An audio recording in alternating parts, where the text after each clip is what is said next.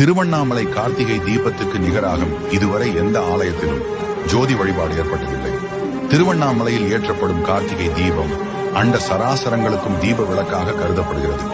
திருவண்ணாமலையில் கார்த்திகை தீப தரிசனத்தை ஒரு தடவை செய்தாலே அது 21 தலைமுறைக்கு புண்ணியம் சேர்க்கும் என்று தல புராண பாடலில் கூறப்பட்டுள்ளது.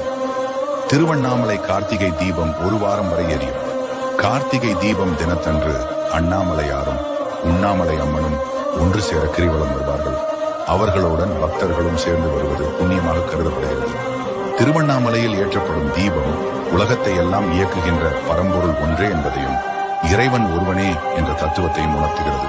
கார்த்திகை தீபத்தன்று அதிகாலை திருவண்ணாமலை கோவிலில் பரணி நேரத்தில் ஏற்றப்படும் பரணி தீபத்தை அங்குள்ள கால பைரவர் சன்னதியில் வைத்து விடுவார்கள். பிறகு மாலையில் அதைத்தான் மலை உச்சிக்கு எடுத்துச் சென்று தீபத்தை ஏற்றுவார்கள். திருவண்ணாமலை தீபத்தை காண ஆண்டு முழுவதும் சுமார் 20 லட்சத்திற்கு மேல் பக்தர்கள் திரள்கின்றனர்.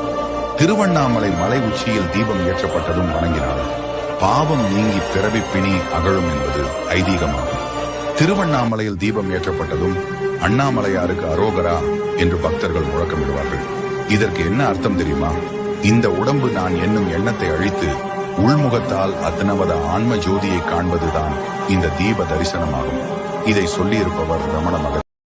எந்த துன்பம் வந்த போதும் ஓம் நம சிவாய என்று சொல்ல துயரம் போக்கும் ஓம் நம சிவாய மந்திர கீதமாய் வந்தொலி செய்யுமே மாமலை உன்னையும் உருகிடச் செய்யுமே பஞ்சபூதம் எந்த நாளும் பேசுமே உந்தன் நாமம் புனிதம் அள்ளி வீசுமே